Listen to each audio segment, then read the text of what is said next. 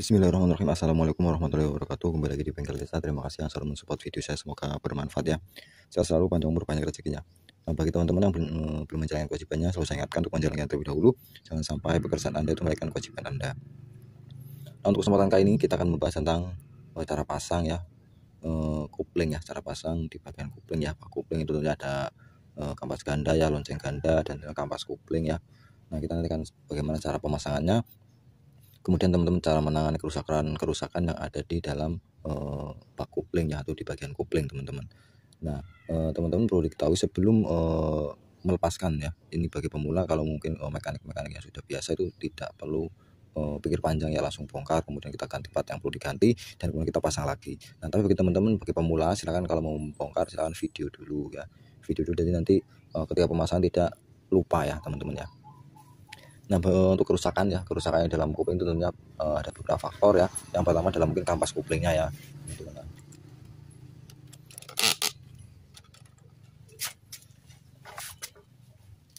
Nah, teman, ini kampas kopling ya, kampas kopling bentuknya seperti ini ya. Nah, ini perlu diganti ketika sudah habis ya, atau mungkin keras ininya ya. Nah, kemudian di platnya ya, ini platnya seperti ini.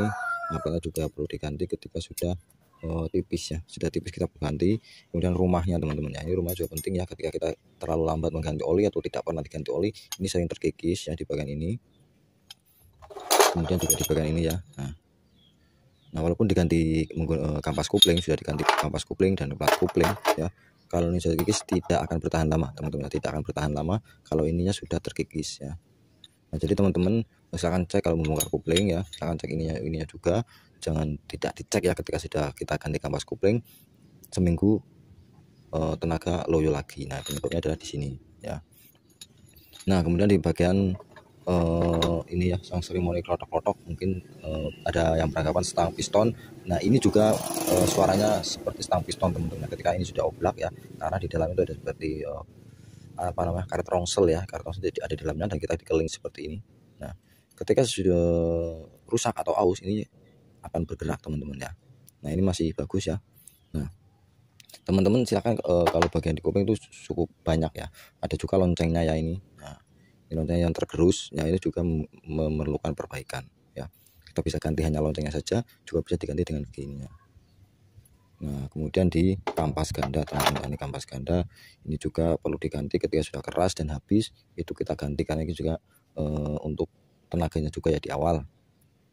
Nah, kalau rodok juga di dalam ini ada karetnya ya, ada karetnya juga bisa diganti ya. Itu kalau bunyi mungkin retak tapi tidak terlalu sering ya, itu biasanya ada di karetnya dalam sini. Jadi teman-teman silakan kalau mengalami kerusakan di bagian kopling dibongkar. Nah, cari tahu di mana yang rusak atau yang bisa diganti ya. Kalau bisa diperbaiki silakan perbaiki, kalau diganti ya memang harus diganti ya. Semisal ini sudah kena ya, atau kampasnya sudah diganti, kita ganti. Yang penting adalah teratur ganti oli ya teman-teman. Untuk cara pemasangannya seperti ini teman-teman, kita cukup pasangkan saja ya. Sebentar, ini kameranya karena saya tidak menggunakan alat apa.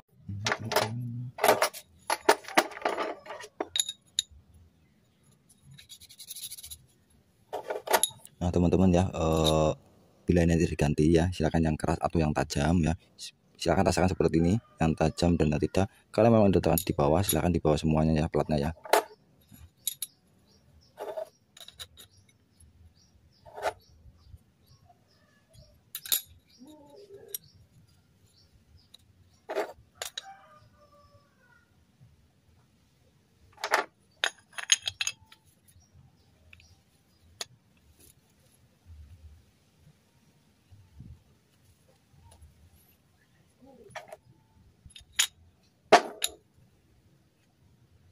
Nah, di sini ada ringnya teman-teman, ring itu ada dalam sini.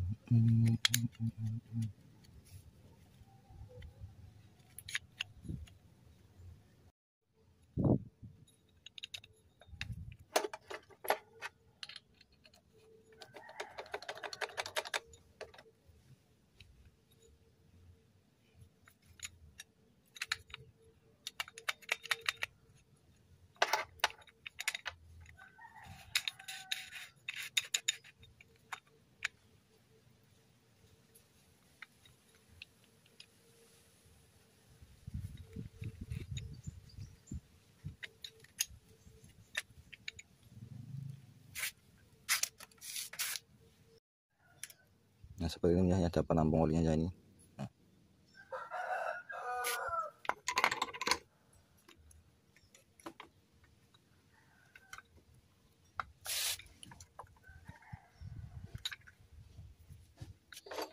Besar mana?